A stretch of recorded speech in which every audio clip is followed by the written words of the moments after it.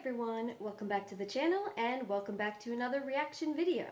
Today I'm going to be watching, reviewing, and reacting to Season 1, Episode 10 of Dark. So here we are at the Season 1 finale.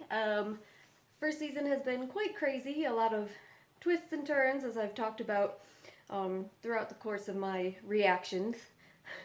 And last episode was no exception. Seem to find out that quite a few of the town's inhabitants apparently have direct connections to Noah, whether through actually being related to him in some long roundabout way, Jonas, Bartosz, or just in being kind of brought into whatever his schemes seem to be. So I'm curious to see what we're going to end up with in the finale here. We have characters who are displaced in time, characters who are seemingly just lost in terms of what their purpose is or what they're going to do going forward, like Jonas. Yeah, and just left with a lot of questions about exactly what is going to happen here. So before I get into this, just another quick comment on Season 2 and what I'm going to be doing. A lot of people continue to really want me to watch with the subtitles as opposed to with the dubbing. I'm still making up my mind in regards to Season 2, so if you have thoughts, do feel free to let me know. But some of the things I'm considering is sometimes when you're actually sitting down and filming, it can be slightly difficult to have subtitles because sometimes I have to say look away to deal with camera stuff or cat crises, and also sometimes the lighting, can make reading not necessarily as easy or straightforward. But I do think those are all things that could possibly be adapted to depending on, what people want. And then the other thing is that when you're editing down and cutting things, sometimes it can be more difficult. You can end up cutting things off because there's a slight delay in terms of the subtitles versus what you're hearing. So it's just, there's a lot of things to think about. I'm still trying to decide what I'm going to do, basically. So let me know if you have thoughts. And yeah, I will make my decision very soon about Season 2 and whether I'm going to continue this way or switch over to the subtitles. But alright, let's not wait any longer. Let's get into the season finale here and find out how many of my questions will be addressed and how many new questions will pop up. Alright, so Episode 10. First, change things again.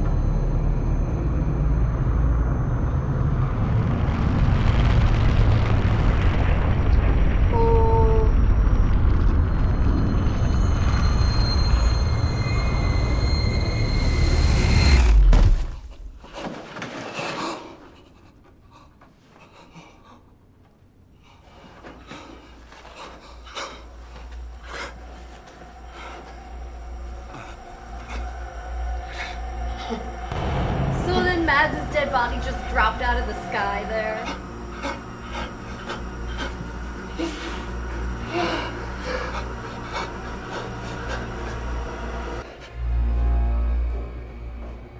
Jonathan, someone's here.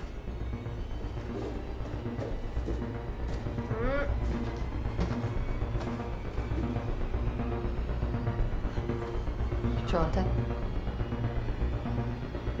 Claudia?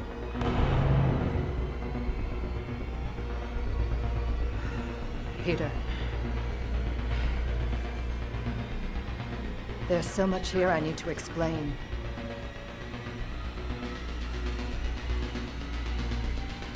But first we must take Mads to the place where he needs to be found. We don't have much time left.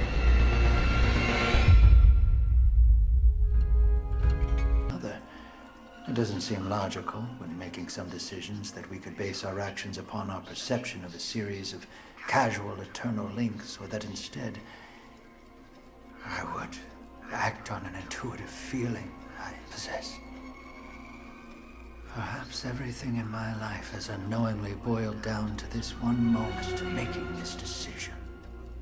So I'm part of this puzzle. It's one I can't influence or even understand.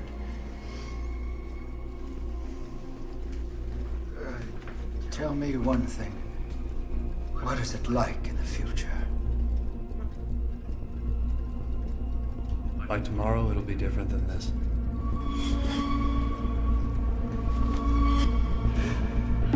This guy still thinks that he can change the events, that he can change the future. Despite all the evidence that's being presented to him here is clearly kind of saying Your father was kidnapped as a kid, everything right? that happened What was always the exact happened, date? and the future influenced the past and vice versa. It was. Can we? What year was it? 1953? 56? What happened in '53? A few more hours and it will be over. Mads will live again. What? You believe her? Everything Claudia said would happen has all happened in the last 8 days. So Claudia Just also like it's thinks that written right they here. can change things, because she said Mads will live again, Why are half the apparently. pages in there torn out?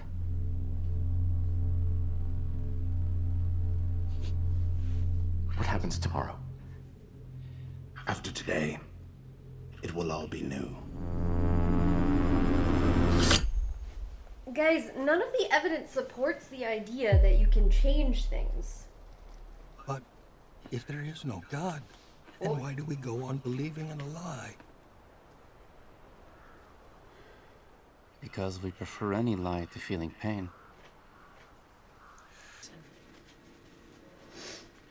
Page 5.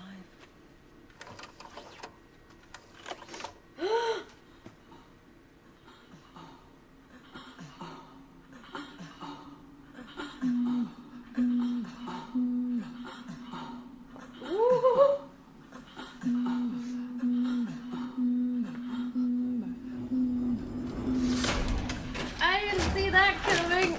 Ah! What's she gonna do? She's gonna be like, So this is clearly a picture of Ulrich in the past.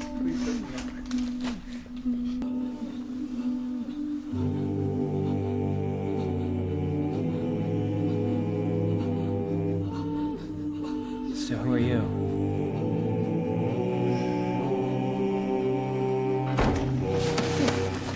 Get!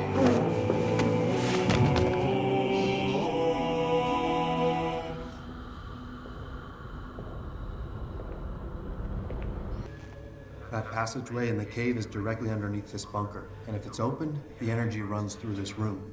But it needs to be increased, so it's not a DeLorean. There's no hissing or steam. The first time machine's a bunker with 4 walls, but it still doesn't quite work. Let me out. I can't. It's the only way for things to become normal again. Who are you? You don't know?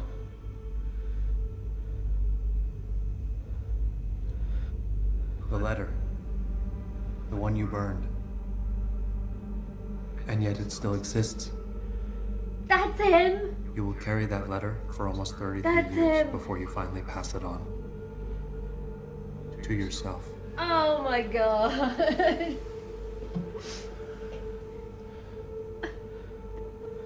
I am you. That's been him all along. My name is Jonas Conwald. I sent you that letter. Or should I say, I sent it to me. Everything that you experience, I've already experienced. So I burned the letter just as you did, but then I got it back from our grandmother. I've already had this conversation, but I was on the other side then. We think we have free will, but we don't. We follow the same old path. Again and again. So why did he change things? That doesn't make any sense! You can decide to let me go right now! Come on, let me out! For a while I thought this was crazy, that I was crazy. But if I were to let you out of there, then you'll never become who I am today. If I change my past now, that would alter who I am in the present. Then I wouldn't be able to destroy that black hole once and for all. Why'd you give Martha that kiss? We have no free will in what we do, because we're not free in what we want. We can't overcome what's deep inside us. Stop it. Stop. No more, please. I want Mikkel back. I want things to go back to when they were normal.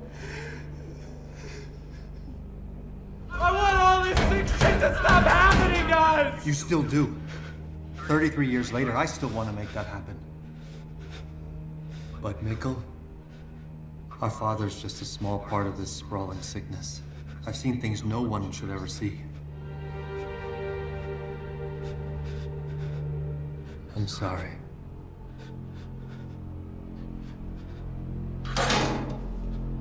Wait!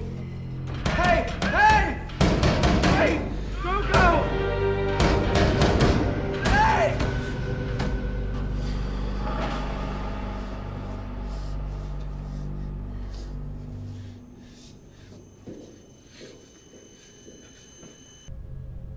Beacon.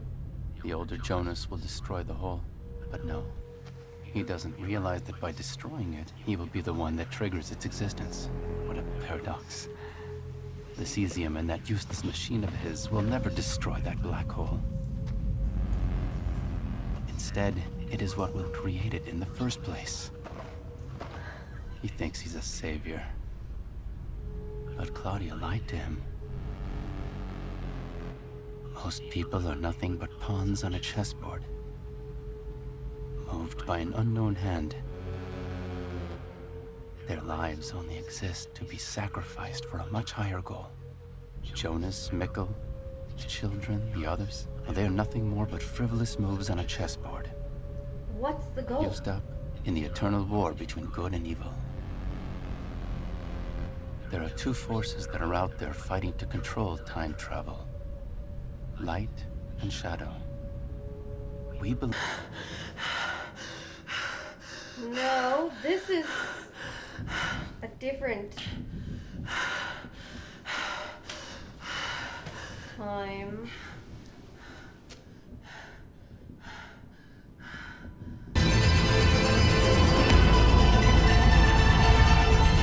Okay, so yeah, it's the future.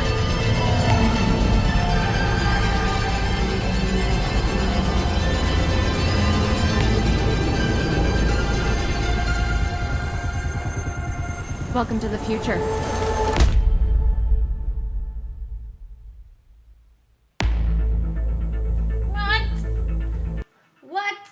What?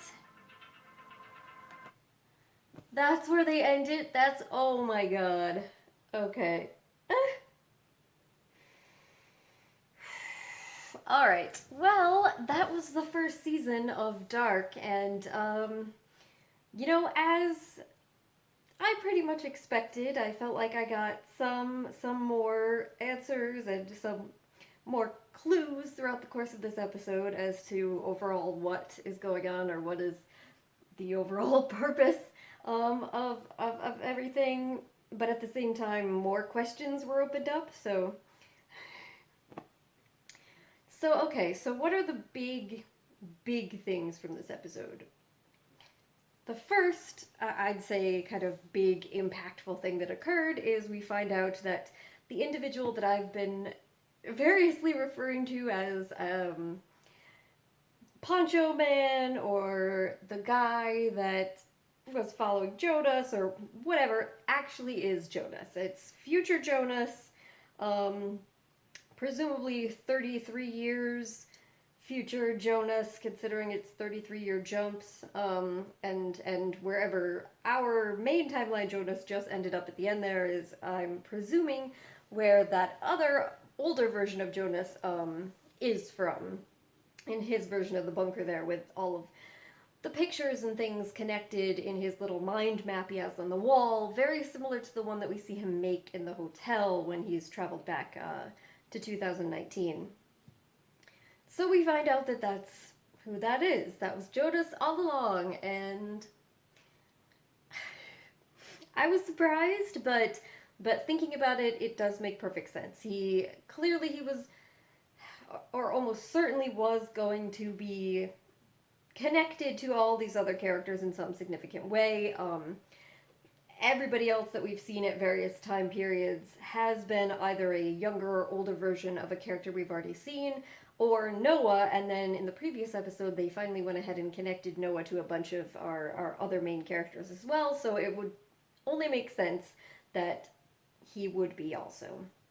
And that sheds light on my questions of why he was so concerned with Jonas finding out the truth about Michael, his father, and with giving Jonas the copy of the letter and guiding him to specific locations in the cave and everything. And that's because he feels that he had to make sure that everything that had happened to him previously was going to happen to him again, because he does think that events in these timelines can change, and his goal was to actually, like, destroy the black hole, destroy the time loop, but he felt that he would never get to a place where he could do so unless younger Jonas went through everything that he himself had gone through, and that included finding this information, getting trapped in the room, etc., etc. So, that's interesting, but then that also leads me into kind of the second big thing from this episode, point two, which is what Noah was saying to Bartosz, which is apparently, so I kind of speculated about this before, but apparently it does turn out to be the case that there's two competing groups of individuals that are very much involved in these kind of time travel escapades, conspiracies, whatever you want to call them. And these competing groups have very different goals or ideas about what they need to do, what they should be doing, about good and evil, according to Noah, about the future of humanity, or what they should be utilizing time travel for. And he's saying that one faction revolves around him, Noah, and the other faction revolves around Claudia.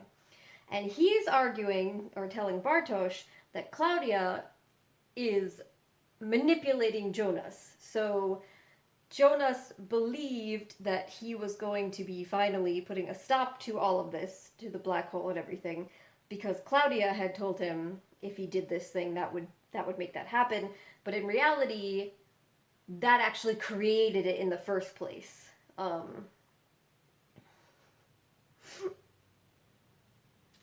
Yeah.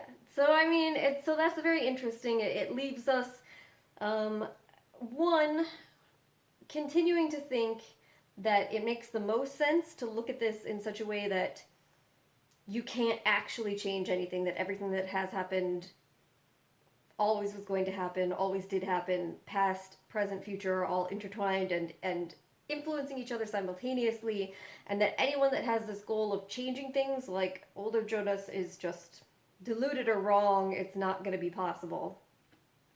And the fact that you are left with Claudia telling older Jonas the wrong thing and him actually being the one to make all of this happen in the first place, I feel like lends more credence to that. So that's one big thing to come out of it. But second, it does also leave us with more questions. And I think a lot of the questions taking away from this finale and from this first season, to me, revolve around the motivations or the goals of these two different factions that we have and the various characters that are a part of them. So you have individuals like Jonas, and older Jonas in particular, who it seemed like he has his own very specific goals and plans, but Noah's saying ultimately he's just a pawn of Claudia and whatever her goals and plans are. And that is something I have absolutely no clue about. It has to in some way involve Jonas, obviously, but also maybe Bartosz, because she appeared to him as well at one point. She's also interacted with Charlotte's husband and also with Tronte.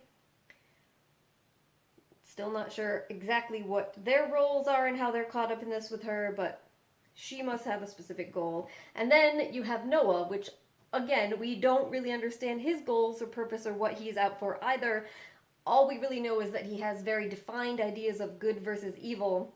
And despite the fact that he is a pastor, he doesn't actually believe in God, and he has a very nihilistic view on the world and humanity. And he thinks that Claudia and her group and their goals are evil, and that he himself is a figure of good. But to achieve whatever his goals are, and how they're caught up in this time travel, he's done horrific things, like kidnap and kill children through the process of experimenting on them, and manipulate other individuals like Helge and now Bartosz into basically being his own pawns, his tools that he's using for whatever his goals are, you know, and lying to, manipulating them, whatever he has to do in order to get them to do what he wants. And ultimately, like in the case of Helge, you know, they just get thrown away in the end when their usefulness is no more. So it's interesting to see how he thinks of himself as a good guy while he's simultaneously doing these horrific things. But these are very vague concepts. We don't really have a sense of what the overall end goals of these characters are. What is it they hope to achieve through the games they're playing in time and time traveling? How did they come up into conflict with one another? You know, that there's a lot of things that are left open-ended. And I'm assuming that a lot of that will be leading us into Season 2. And then also in Season 2, we're going to have things like, you know, Jonas is now trapped in a future timeline. So this is the first time we've really seen this. Previously, all our characters have been going back in time. So Jonas is there, and Ulrich is still trapped in the 50s, believed to be a child murderer. Interesting. It was interesting when Charlotte saw that picture of him in the paper. It's like, what the fuck? Yeah. But then, of course, she went to meet her husband, and I'm assuming he's going to try to explain some things to her, so maybe we'll see that at the beginning of Season 2 as well. Whew. Yeah, so another crazy episode, and again, as I said before, I'm left interested, confused, with more questions than answers, but that's exactly what I would expect every time going through. I think it's interesting, one of the things the show has done really well in this first season is talking about these really, you know, vague and abstract concepts in such a detailed way, while simultaneously doing a good job of bringing you into the lives and the daily lives of all these individual characters, so that you're getting a lot of, you know, you could say personal, interpersonal, human drama that sometimes when you're focused on a show that has kind of these big overarching theoretical philosophical questions, a lot of the times that more small-scale interpersonal stuff is not as present. Or vice versa. A lot of the times when you have a show that's very focused on the interpersonal, you know, a kind of character study type show, you won't have any sort of overarching big theme or question driving it. Those seem like two genres that are often quite distinct, separated from each other. And this show is one of the few I've seen that's done a really good job of integrating those to such an extent. So that's one of the things about the show that I have been extremely impressed with so far with this first season. So yeah, I'm excited to see what Season 2 has ready for us, in store for us, where else the show is gonna go. Very curious. But yeah, it was another really good episode, and I guess I'm just gonna wrap this video up here. So if you guys think there's anything significant I missed that I didn't touch upon here in this discussion, please do let me know. Otherwise, if you have any other questions or comments, also do feel free to leave them down below. And I'll just say thank you very much for joining me, and hopefully I will see you next time for Season 2. Bye.